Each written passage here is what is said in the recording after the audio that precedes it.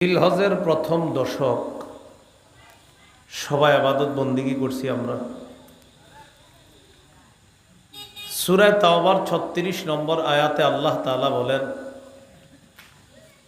আল্লাহর কাছে মাসের গণনা হলো ১২ মাস। মিনহা আরবাতুন হুরুম, ১২ মাসের মধ্যে ৪ মাস সম্মানিত। কোন ৪ মাস সম্মানিত এটা কোরআনে নাই। সহিহ বুখারীর ৪৬৬২ নম্বর হাদিসে আছে,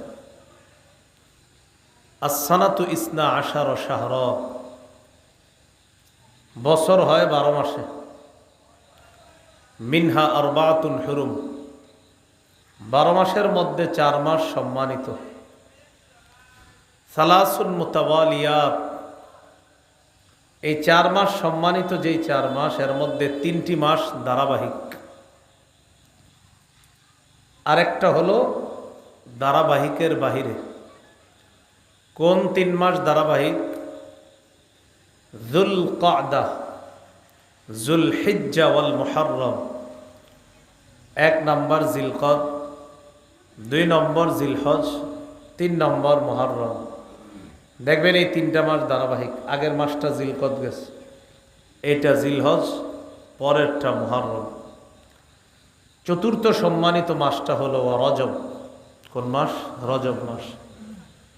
রজব মাস কোনটা? সেটা হলো আল্লাতী বাইনা জুমাদা ওয়া শাবান।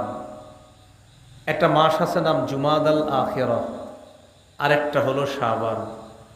এই ২ মাসের মাঝের মাসের নাম হলো রজব মাস। শাবানের আগের মাস, জুমাদাল আখিরার পরের মাস, ওই মাসটা হলো কি মাস? রজব মাস। এই ৪ মাস সম্মানিত। এই ৪ মাসের মাঝে আবার সবচেয়ে বেশি সম্মানিত জিলহজ মাস। ইবনে মাজাহ ৩৯৩১ নম্বর হাদিসে আছে, বিদায় হজে রাসূল সাল্লাল্লাহু আলাইহি সাল্লাম বলেন, আলা ওয়া ইন্না আহরামাশ শুহুরি শাহরুকুম হাদা,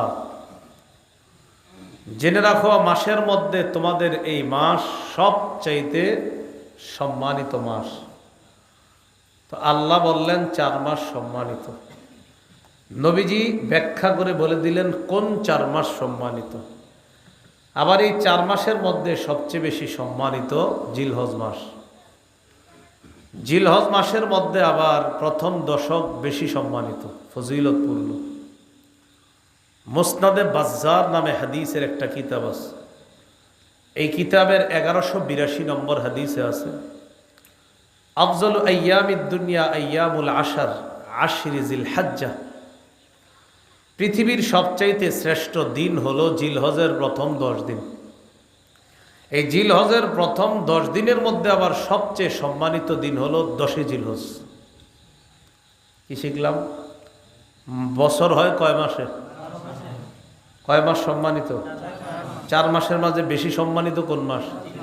জিলহজের মাঝে কয় দিন সম্মানিত? ১০ দিনের মধ্যে কয় দিন বেশি সম্মানিত? সেটা কয় তারিখ? ১০ জিলহজ।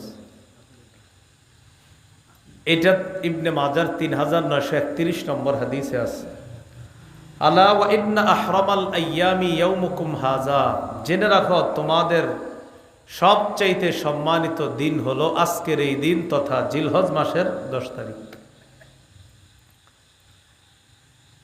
জিলহজ মাসের ১০ তারিখে একটা আমল করছে সবাই, করবা।